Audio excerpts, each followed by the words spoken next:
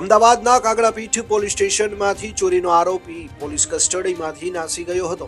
હિતેશ આ ફરાર આરોપી હિતેશ વાઘેલાને ગણતરીના કલાકોમાં જ ઝોન 6 એલસીબી સ્ક્વોડ અને કાગડાપીઠ પોલીસે સંયુક્ત કામગીરી કરી ધરપકડ કરી હતી. ફિંગરપ્રિન્ટની કામગીરી દરમિયાન પીઓસોની નજર ચૂકવીને નાસી ગયો હતો આરોપી.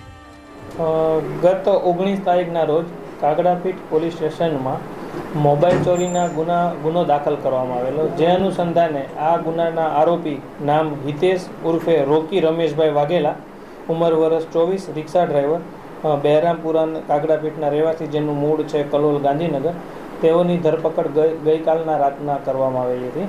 ત્યારબાદ ફિંગરપ્રિન્ટની કામગીરી અનુસંધાને આરોપીની તપાસ કરતા આરોપી જે તે રૂમમાં મળી આવેલ ન હતા, જે અનુસંધાને કાગડાપીઠ પોલીસ સ્ટેશનમાં ભાગી જવાનો બીએનએસની કલમ 262 મુજબનો ગુનો દાખલ કરવામાં આવેલો અને ગણતરીના કલાકોમાં જ કાગડાપીઠ પોલીસના ડી સ્ટાફની ટીમે સદર આરોપીને અમદાવાદના વટવા ખાતેથી ધરપકડ કરીને આજે ભાગી ચૂકેલા હતા તેની પકડી લીધેલ છે.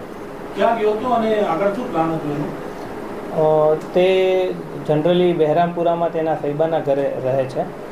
વટવામાં તે તેના મિત્રને મળવા ગયેલ હતો અને આ પૂરું આગળનો શું પ્લાન હતો તે હાલ તપાસનો વિષય છે. સર, કેવી રીતે ભાગ્યો તો પોલીસ સ્ટેશનમાં કોઈ તેને મદદગારી કરી હતી કે કેમ? ના, તેને ભગાડવામાં કોઈની મદદગારી ન હતી અને જે રૂમમાં રાખવામાં આવેલ હતા અને પીએસઓ અન્ય અરજદારોને સાંભળતા હતા, તેના ધ્યાન બાદ સદર આરોપી નજર ચૂકવીને ભાગી ગયેલ હતા.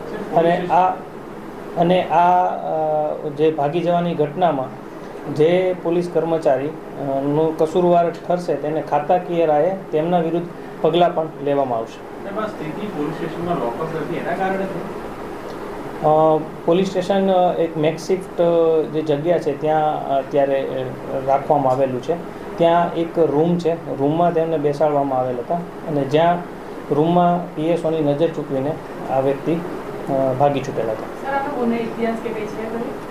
રાણીપ પોલીસ સ્ટેશનમાં એક મોબાઈલ ચોરીના ગુનામાં જ આ વ્યક્તિની અટક આ પૂર્વ થયેલી હતી અને એ સિવાય પણ 2022માં કલોલ પોલીસ સ્ટેશનમાં પણ એક ચોરીની ગુનો તેઓની વિરુદ્ધ રજીસ્ટર્ડ છે અને તેમાં પણ તેની અટક થઈ ચૂકેલ છે.